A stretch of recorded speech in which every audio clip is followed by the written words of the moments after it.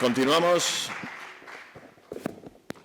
con la siguiente ponencia, que tiene lugar a cargo del doctor Manuel, discúlpame el apellido, no me acuerdo, Manuel Fernández, que nos va a hablar de los trastornos de desarrollo, cosa que es muy importante en esta enfermedad y la cual genera muchas dudas y muchas noches de falta de sueño en estos casos. Muchísimas gracias. A vosotros. ¿Se escucha bien? Sí, va. Bueno, yo lo primero que quiero hacer es darle la enhorabuena a los participantes en esta sesión, en esta jornada, porque creo que la información que nos están transmitiendo, no sé si sois conscientes, pero es de un valor incalculable, ¿vale? Parece mentira que tengamos cosas que son de tanta valía y de tanto interés y que muchas veces no seamos conscientes que incluso en nuestro país lo tenemos. También agradecerle a la organización, a Ricardo en este caso, la invitación, porque realmente ha sido una situación un poco casual. Resulta que al final yo me he dado cuenta que tengo un paciente de SHAF en la consulta y no era consciente de ello hasta que después de la invitación la familia me escribió un correo para decirme que nos veíamos aquí. Así que, bueno, el mundo es pequeño, pero las cosas ocurren. Yo voy a hablar de algo bastante más general o genérico de lo que hemos estado escuchando hasta ahora y tiene que ver con la perspectiva que podemos tener en relación a el qué, el por qué y el cómo de los trastornos del neurodesarrollo. Y la verdad es que el objetivo que quiero alcanzar con esta sesión es que todos podamos tener unas perspectivas neurobiológicas lo más integral, lo más homogénea, lo más dimensional posible, que es realmente la forma en la que deberíamos tenerlo. Siempre me pido el de diadema porque me cuesta mucho estarme quieto y aunque lleve ya una temporadita dando sesiones de estas, pues siempre me pongo nervioso, así que espero no marearos mucho y al de la cámara menos, que ya sé que siempre se quejan mucho por mi movimiento. Pero bueno, antes de empezar, quiero contaros o daros una perspectiva de lo que me gustaría tratar hoy y es básicamente la diferencia de lo que yo llamo los caminos de la verdad, entre cuál es el camino que sigue una persona con cualquier trastorno del desarrollo, en este caso el síndrome de Schaaf-Yang, en contraposición a lo que realmente después la sociedad, nuestro entorno y especialmente los sistemas educativos y sanitarios le permiten o nos ayuda a recorrer, ¿no? Todos sabemos que el camino de una persona con algún trastorno de neurodesarrollo a lo largo de la vida es complicado, tiene muchos giros, muchos cambios bruscos, muchas situaciones inesperadas y tenemos un sistema sanitario y un sistema educativo que, por desgracia, bueno, tiene unas líneas marcadas. En el sistema educativo todavía hay un camino bastante establecido que podrá ser mejor o peor, pero que lo conocemos y es verdad que tiene su camino y además es limitado en el tiempo y la variabilidad que nos permite, por mucho que hablemos de atención a la diversidad y de la inclusión educativa, pues es francamente mejorable, ¿no?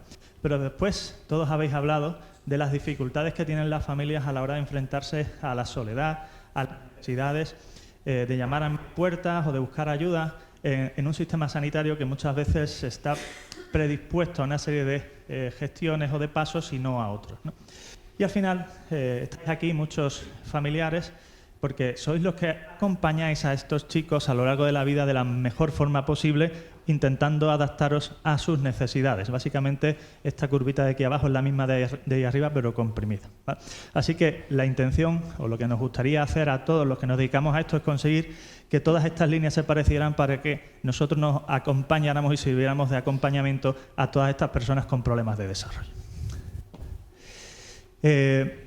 Como os decía, la información que os voy a dar es bastante más genérica o amplia de lo que hemos tratado hasta la fecha y mi objetivo principal es transmitir a cada uno de vosotros la importancia de tener esta imagen o esta visión homogénea y característica de lo que son los trastornos del neurodesarrollo. Y hablando de lo que son las bases neurobiológicas para que os sirva para comprender de verdad de qué hablamos cuando tratamos todos estos temas, porque aunque aquí estamos hablando solo de una enfermedad, de un trastorno, esto es perfectamente aplicable a cualquiera de las situaciones que nos podamos plantear en otros cuadros, en otros trastornos, en otras patologías. Y si soy capaz de hacer eso, yo ya me doy por satisfecho. No tengo otras expectativas, no tengo otro alcance, pero por supuesto, como lo de las neuronas espejo, aunque salió en su tiempo y estaba muy de moda, ya se habla menos, pues a ver si conseguimos sincronizarla y transmitiros esa visión global aplicable, como decía, a cualquier trastorno del neurodesarrollo. Porque al final, todos los implicados en la atención a las personas con cualquier tipo de trastorno, el objetivo que tenemos, básicamente, es conseguir potenciar y desarrollar al máximo ese proceso que tienen en sus genes, en su ADN y en todo lo que está a nuestra disposición para desarrollar. Normalmente hago esta pregunta cuando hay más personas, pero ¿os parece bien que haga esto? Quiero que tengamos una conversación más que dar una charla espontánea y unidireccional, así que decidme, ¿os parece que os lo cuente? Venga, bien, fuerte. Otra pregunta. ¿De aquí cuántos sois familiares de pacientes? Todos. Vale. ¿Sanitarios? Exclusivamente sanitarios. Vale, bueno. ¿Y de otras áreas? Porque muchas veces hablamos de sanidad. Bienvenido. Yo voy a contar cuatro pasos que creo que son importantes, ¿vale? Hemos hablado de proceso de neurodesarrollo y voy a hacer una pequeña, con vuestro permiso, una pequeña defensa del papel del neuropediatra en el proceso de evaluación, diagnóstico, etcétera, en los cuadros de trastorno del neurodesarrollo y en lo que es el neurodesarrollo en general, ¿vale? Yo decía antes, hablando con, no sé si fue con Ricardo o con Manuel, que cuando yo empecé a trabajar en esto, yo tengo ahora 44 años, empecé en 2009, después de acabar la especialidad en el Virgen del Rocío, la gente no sabía siquiera lo que era un neuropediatra, ¿sabes? La gente iba al logopeda para los trastornos del lenguaje, al psicólogo cuando había trastornos de conducta, pero atención temprana, pero un neuropediatra casi que ni se conocía. Así que vamos a hablar de eso. Después voy a hacer un pequeño repaso de lo que son las estrategias que yo llamo en 4 pasos para la evaluación de los trastornos del neurodesarrollo y hablando de esto, creo que es muy importante todo lo que se ha adelantado del área de la genética, porque muchas veces nos encontramos cosas muy absurdas. Y después lo veremos, pero que yo tenga un paciente con síndrome de Schaff, ¿es casualidad o no? Pues es casualidad si partimos de la base en que la mayoría de los pacientes que vemos con trastornos de neurodesarrollo con una base genética probable no se estudian, porque no se hacen más allá de un cariotipo en X frágil y poco más que a la familia le dicen que ya está, que no hay nada más genético que investigar, ¿vale? Y estamos en 2024, parece que no existe el array, no existe el exoma, no existe el estudio del genoma, pero esto es lo que nos encontramos. Después voy a aprovechar esa información que os he dado para plantearos un pequeño resumen de lo que es la perspectiva desde los genes hasta la conducta, pasando por la vida, que de esto también nos han adelantado algunos aspectos importantes los compañeros, y lo que yo llamo la autointroducción, que sería como el final, hablando de unas pequeñas conclusiones y un pequeño resumen de lo que os he dado, ¿vale? Este es el menú, espero que os lo plantee de una forma más o menos agradable para que no se os indigeste y que antes de iros a comer os vayáis con las ideas un poquito más claras y después cualquier cosa que queráis me la podéis consultar, ¿va? Vamos a ver lo que os decía al principio.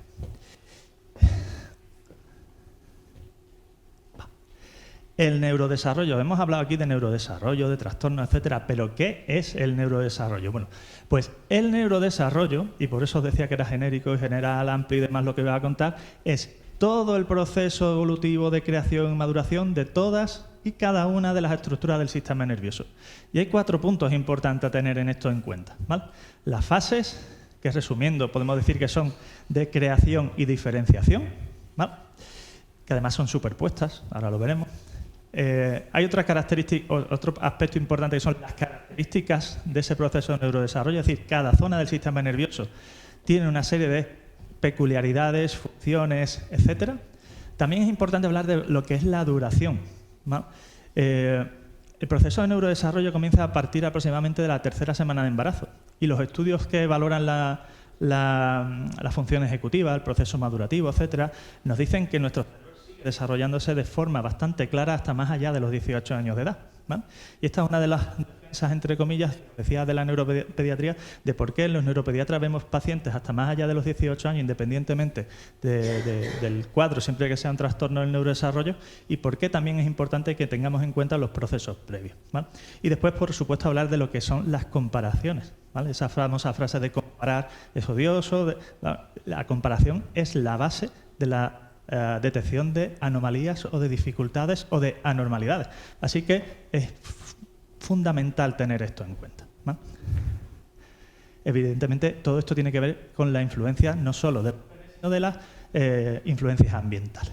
Os decía, el camino del neurodesarrollo abarca la parte pregestacional, que en España no se desarrolla mucho, pero ya hay diferentes áreas o diferentes lugares donde tienen unidades de neurología pediátrica pregestacional para hablar de todas estas anomalías genéticas y de otro tipo. La gestacional, la que afecta a la infancia, a la adolescencia y a la edad adulta. Partes del sistema nervioso. Nos abarcamos el sistema nervioso central, cerebro, cerebelo, médula, etcétera, y sistema nervioso periférico, nervios, placa motora y el músculo. Por eso las enfermedades neuromusculares se incluyen dentro de este paraguas, ¿no? El tipo de actividad que se realiza a nivel de neurodesarrollo, ya sea no solo diagnóstico o tratamiento, sino también promoción de la salud, prevención de la alteración de la misma, y el tipo de patología, que esto es otro tema que me meto en muchos fregados y controvertido cuando se habla de lo que es los síntomas físicos o mentales y comparamos la salud mental o la psiquiatría versus la neurología pediátrica o la neurología. Básicamente, salud mental y neuropediatría ven cuadros de las mismas características o de los mismos orígenes neurobiológicos, lo que cambia es la expresión clínica que tienen, desde unos síntomas que pueden ser en teoría físicos a otros síntomas que en teoría podrían ser conductuales. Y sé que esto es así en otras zonas aparte de en Andalucía, pero en Andalucía está establecido que en el sistema público los trastornos del neurodesarrollo los atiende salud mental. No me preguntáis por qué. Cuando además se da una cuestión curiosa, que tampoco es una cosa específica de este síndrome ni mucho menos, pero es que el primer escalón de salud mental es psicología clínica. Cuando hoy en día tenemos una serie de dificultades sociales, etcétera, que hacen que muchas veces haya dificultades para que esos propios psicólogos vean a los pacientes porque, según el código deontológico del Colegio de Psicólogos, tienen que estar de acuerdo los dos padres para que un niño pueda ser atendido por un psicólogo, con lo que ya empezamos a tener dificultades hasta en ese punto, ¿no? Ya sé que a veces digo cosas que son así un poco controvertidas o poco políticamente incorrectas, pero creo que es fundamental que todos tengamos claros estos temas. Si hablamos eso del neurodesarrollo, pues por lo tanto la neuropediatría sería el área de la pediatría que se ocupa del cuidado del sistema nervioso desde el momento en el que se empieza a crear hasta el final de su proceso de desarrollo. Y tiene esos criterios que hemos dicho, ¿no? Los 4. El periodo que abarca, las partes del sistema, el tipo de actividad y el tipo de patología o síntomas que nos ocupamos de atender. Y por lo tanto, el neuropediatra, y aquí viene la cuña, que aún no está reconocida como una área de capacitación específica de pediatría en nuestro país, es decir, aquí el que es neuropediatra es porque el pediatra se ha especializado por su gusto, interés o lo que sea, o circunstancias en una unidad acreditada, ¿vale? Pues mientras que no tengamos especialidad específica, tampoco vamos a tener recursos suficientes profesionales que garanticen la atención a este grupo de pacientes, ¿no? Pues el neuropediatra será el profesional especialista en el cuidado del sistema nervioso desde el inicio del desarrollo hasta el final del mismo, más allá de los 18 años, para todos los aspectos relacionados con la prevención, promoción, diagnóstico y tratamiento de cualquier problema que pueda sufrir algunas de las partes del sistema nervioso, ya sea central o periférico, e independientemente del tipo de síntomas del que estemos hablando, ¿vale? Segundo, los 4 pasos, si termino antes, ganamos tiempo, así que no os preocupéis, ¿eh? Para la evaluación de los trastornos del neurodesarrollo. Hablamos de caminos, hablamos antes del camino de la verdad, etcétera. Yo siempre les dibujo a las familias esto y les explico que la línea recta sería el proceso de neurodesarrollo normal de un chico, ¿vale? Inicio, tercera semana de embarazo, final, la edad en la que tiene el chico. Si todo el camino es perfecto, llegamos ahí. ¿Qué puede ocurrir? Que ese camino se desvíe o que tenga anomalías o que vaya más lento. Entonces esas son las alteraciones que nos podemos encontrar en el proceso de neurodesarrollo. Así que yo siempre digo a las familias que lo primero, y por eso insistí antes en lo de la comparación, a la hora de evaluar un chico con alguna dificultad en su proceso de desarrollo de cualquier área que después veremos es ver si las cosas están siendo normales o hay algo que está alterado. Es decir, el niño hace lo que le toca para la edad, el niño no hace algo que le toca, hace algo que no debería. Ese es el primer paso, ¿vale? De manera que esa línea podríamos ver si está llegando al punto correcto o si no está llegando al punto correcto, ¿vale? La comparación, como decía, es fundamental y en ese paso primero, después pueden ser los padres, la escuela, el entorno, el pediatra o quien sea que dé la voz de alarma, pero desde luego está claro que lo primero que hay que hacer es detectar la falta de desarrollo normal. Y con esto insisto mucho porque supongo que esto, no sé si os habrá pasado a las familias, pero yo cuando veo pacientes en la consulta muchas veces me dicen, es que yo sabía que a mi hijo le pasaba algo desde que tenía X tiempo. es que yo vi que algo no había. Mi hijo no hablaba, mi hijo no sé qué, mi hijo no empezó a gatear, a ponerse de pie, no avanzaba como se esperaba. Y todo el mundo me decía, espera, hay un tiempo, cada uno se desarrolla a su ritmo, cada uno tiene sus fases, sí, pero todo dentro de un espectro razonable, ¿vale? Y una de las primeras que me enseñaron en el hospital, en el Virgen del Rocío, cuando yo entré, en urgencia fueron dos. La primera es, sois R1, estáis aquí de nuevo, si alguien os manda a un niño para urgencias porque pasa algo, a nadie se le ocurra decir que no está bien o lo que sea, porque esa gente tiene mucha experiencia. Aquí de nuevecitos, ¿vale? Es que hay algunos R1 que llegan con mucho aire. Y después,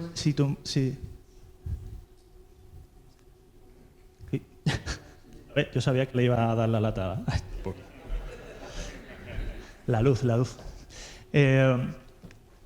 La segunda es, si una madre viene y te dice que a su hijo le pasa algo, te lo crees por definición.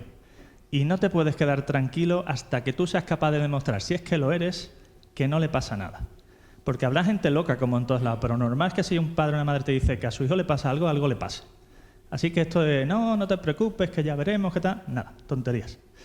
Digo porque esto pasa y sigue pasando, ¿vale? Bueno, vemos que el proceso asumimos que está alterado, ¿vale?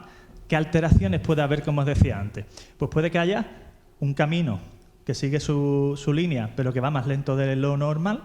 En general, no más de un 25% de atraso en alguna de las áreas del proceso de desarrollo, psíquico, motor, etcétera, ¿vale?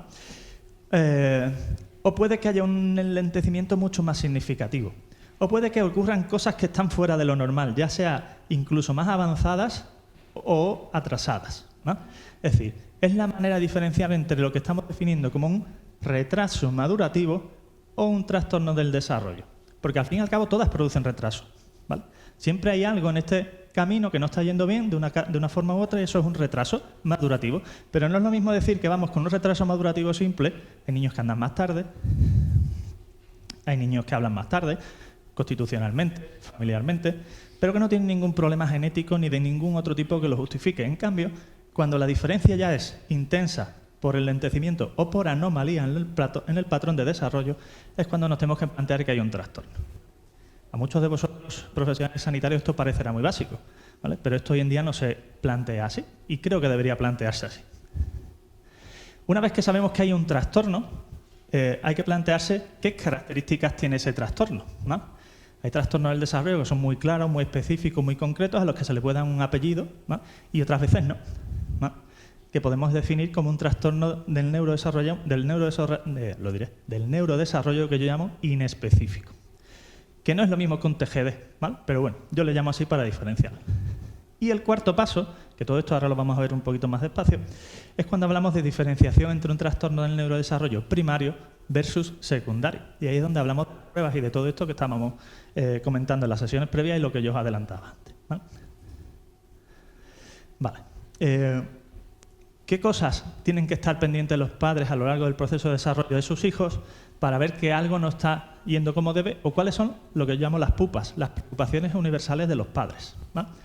Pues básicamente son el aprendizaje, en general los estudios, rendimiento académico y ya de mayores laboral, la conducta y el comportamiento, las relaciones sociales, familiares y personales, lo que es el proceso de maduración y desarrollo en general y también un aspecto muy importante que a veces se nos olvida, que son las emociones, la autoestima, el autoconcepto y la estabilidad emocional, ¿vale? Centrarnos en esas 5 áreas y viendo si las cosas en ese proceso van bien o no, hay algo fuera de lo normal o algo que se sale de lo normal, podríamos tener perfectamente claras esas diferencias, ¿vale? Las pupas son las preocupaciones y las cremas la lista, aunque cambia el orden, pero para que os acordéis de cómo las cremas curan las pupas, así tenéis las reglas mnemotécnicas ya hechas.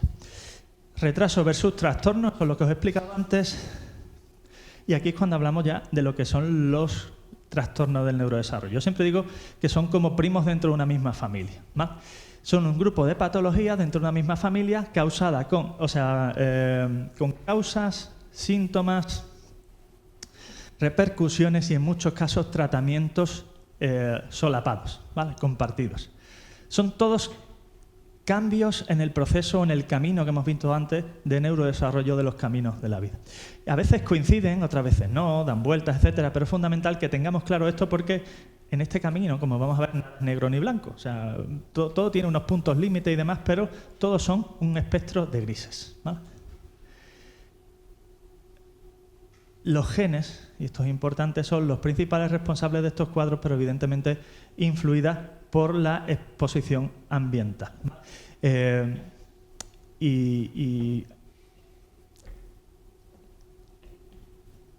silencio! Esto lo quiero dejar ahí claro, ¿vale? 8 trastornos dentro de una misma familia, porque vamos a hablar de overlap, solapamiento, síntomas compartidos, etcétera. Y esta diapositiva, de hecho, la tengo duplicada casi, pero con 2 imágenes diferentes y la quiero poner las 2.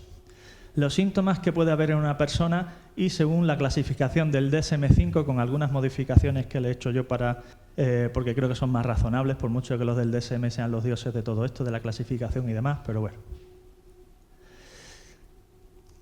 8 grupos de trastornos dentro de los trastornos del neurodesarrollo del TDAH, déficit de atención, hiperactividad e impulsividad. ¿Qué niño pequeño con un trastorno del neurodesarrollo no tiene eso? Aunque no se catalogue teóricamente como un TDAH, ¿no?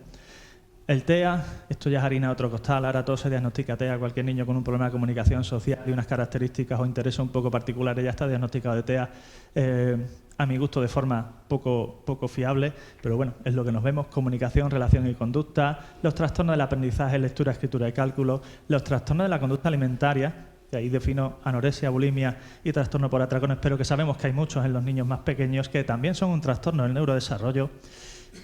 Los trastornos del movimiento, como los tics, el Tourette y las estereotipias, porque las estereotipias no son un síntoma de autismo. Pueden ser autistas los niños con estereotipias o no, puede haber niños con estereotipias exclusivamente, de base emocional, etcétera.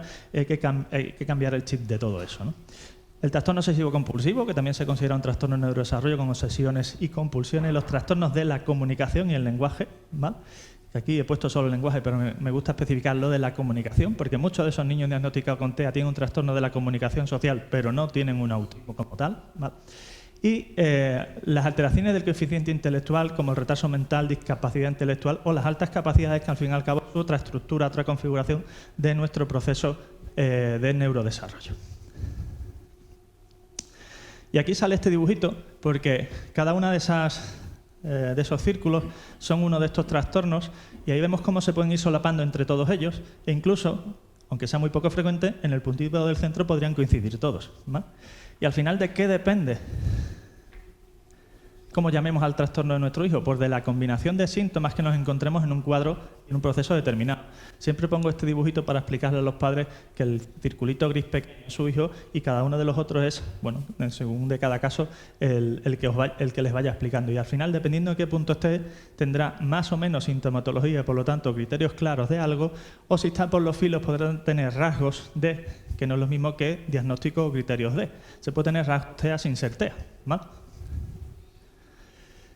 De esa forma, si tenemos un nombre y un apellido muy específico, tendremos un trastorno del neurodesarrollo específico, un TDAH, un tal o un cual, y si tenemos una combinación de varias o parciales de varias, pues tendremos un trastorno del desarrollo inespecífico, ¿vale? Y después vamos al punto de primario o secundario, ¿vale? ¿Qué está causando el problema? Hoy en día tenemos muchas herramientas para poder evaluar desde un punto de vista neurobiológico a estos chicos, ¿vale?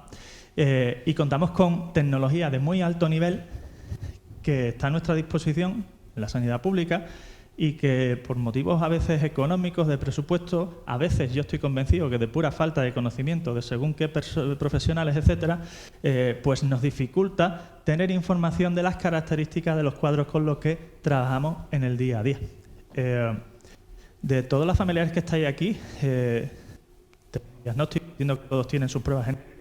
Pero ¿cuánto tiempo diríais de media, y si no os importa contestarme, que habéis tardado en conseguir el proceso de cariotipo, equifrágil, array, exoma, pum, pum, pum, pum, pum? ¿Cuánto podéis haber tardado en tener todo ese proceso?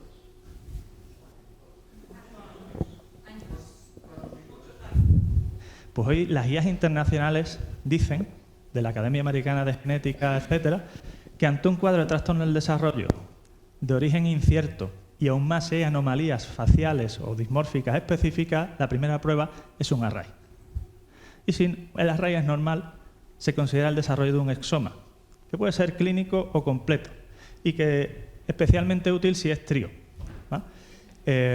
Porque después hay muchos casos en los que a los padres o a los hijos o a los hermanos de estos chicos no se les hacen pruebas. No me preguntéis por qué. Bueno, sí, por motivos puramente económicos.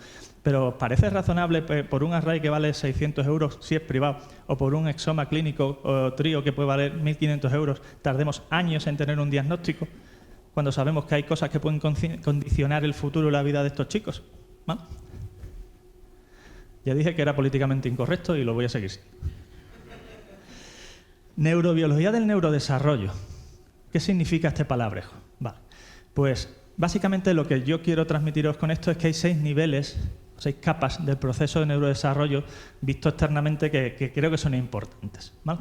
Después lo voy a definir mejor, pero si hablamos de pruebas o de valoraciones dentro de esas 6 escalas, podemos decir que a nivel de patrones de conducta, que básicamente es lo que vosotros veis o lo que nosotros vemos en el comportamiento de los chicos, tenemos diferentes herramientas para hacer una valoración observacional o conductual.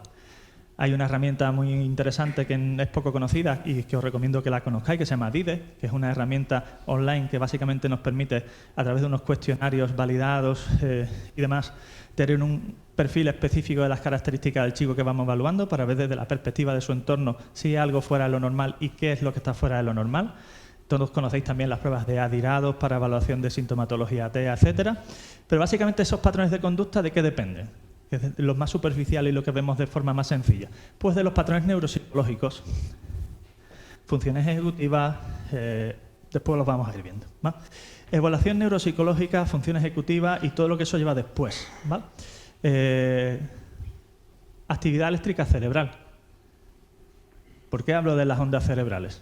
Pues porque al fin y al cabo, voy a empezar por aquí abajo para retomar, la predisposición genética de una persona básicamente son como los planos para construir un edificio. Y en este caso, que estamos hablando del neurodesarrollo, hablaríamos de la estructura del cerebro, ¿vale?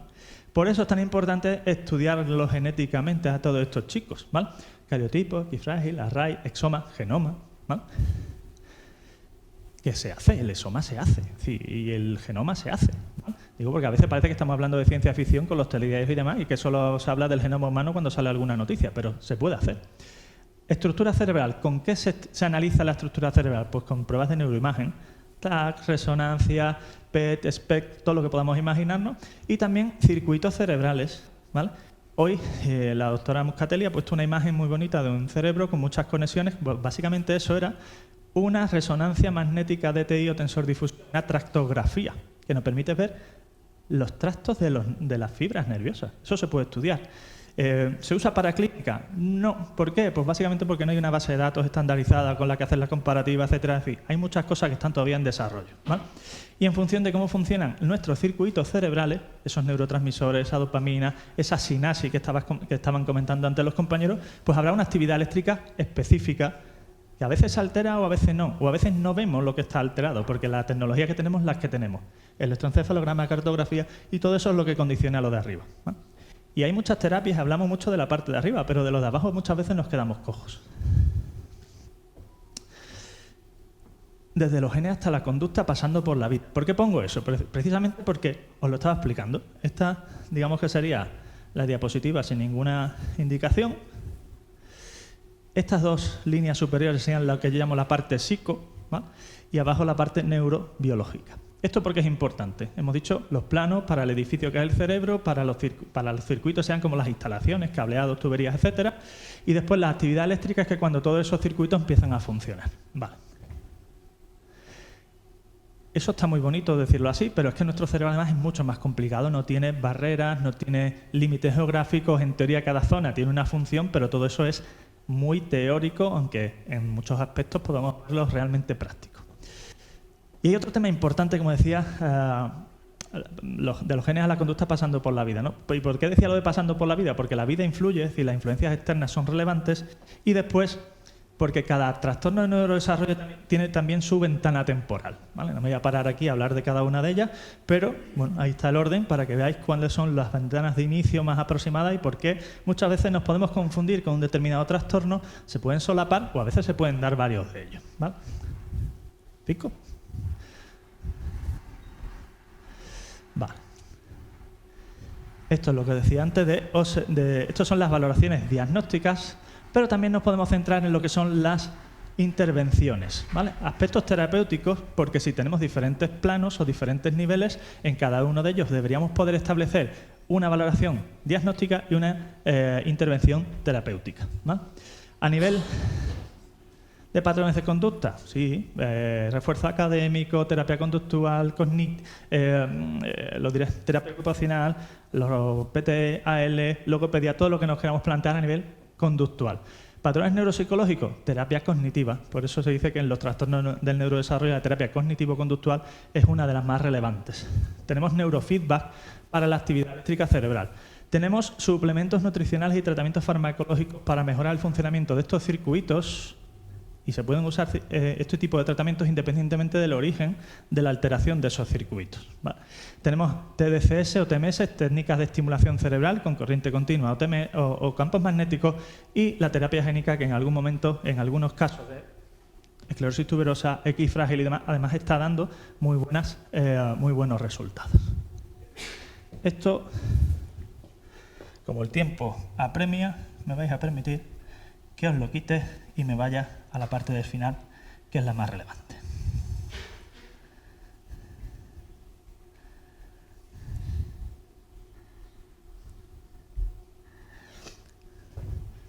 Bueno, me lo he vuelto a poner ahí. Espera.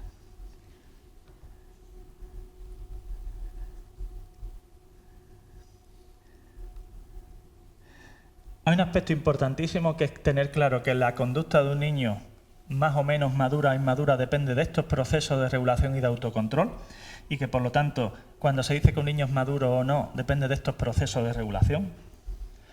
Que nuestro cerebro, como decía la doctora Moscatelli y demás, está en proceso continuo de desarrollo y por lo tanto la plasticidad cerebral es muy importante, aunque durante los primeros años sea mucho más intensa que en los siguientes, pero es fundamental tener esto claro, porque incluso en adolescentes o adultos se pueden conseguir cosas importantes, aunque en los niños sean los que mejores resultados podemos conseguir, ¿vale?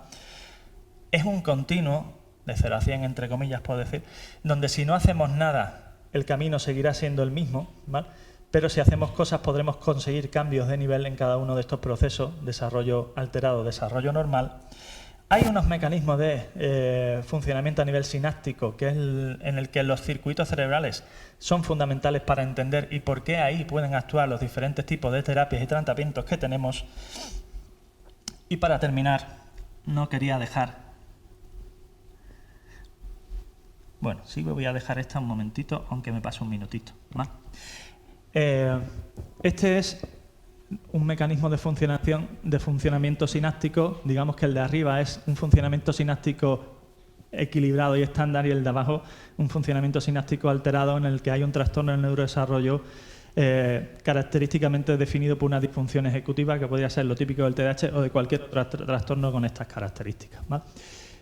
Solo en este mecanismo, donde actuamos a nivel de los circuitos cerebrales, podemos actuar en diferentes niveles. Podemos taponar la fuga. Hay tratamientos farmacológicos que bloquean la fuga de la pérdida de dopamina, o sea, el exceso de recaptación presináptica, hablando técnicamente de dopamina y noradrenalina.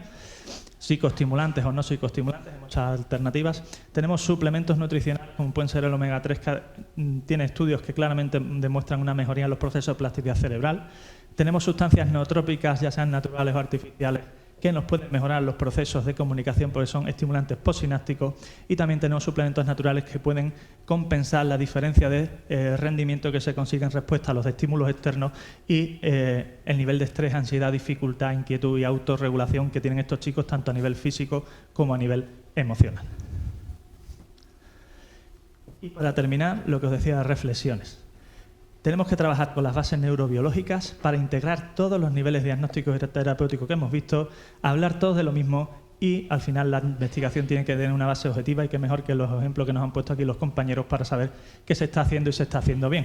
Para entender todos estos cambios, para entender cómo conseguir que todas estas líneas converjan y, por supuesto, para entender desde la conducta a los genes, pasando por la vida, todas las herramientas que tenemos, tanto a nivel de diagnóstico como de tratamiento. Y hasta aquí he llegado.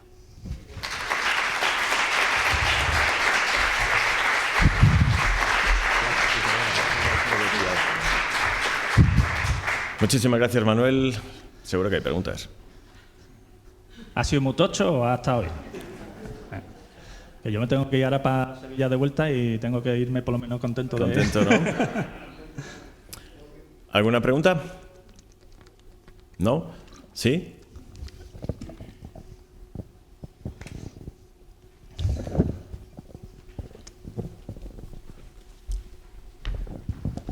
Bueno, primero que todo, muchas gracias porque la información ha sido excelente, pero a nivel de medicación, porque en salud mental y neuropediatras casi nunca se ponen de acuerdo. Cuando la conducta de nuestros niños, hombre, si es a nivel de neurodesarrollo, hay tanta diferencia entre un diagnóstico y el otro, o no se ponen de acuerdo. ¿Qué te digo yo? Ahí has tocado.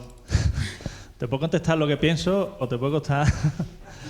Bueno, hay una base para empezar que es importante, y esto no lo critico, pero es así objetivamente, ¿no? Dentro de la psiquiatría hay una serie de corrientes y escuelas, entre las que está la psicodinámica, conductista, etcétera, en la que parece que cualquier cuadro de trastorno del neurodesarrollo, bueno, es difícil aceptar que tenga una base biológica, y por tanto, si olvidamos que la base es biológica, la única explicación que nos queda es que es relacionada con el entorno conductual, y eso lo que hace es que le echemos la culpa o al propio chico o a la familia de estas dificultades.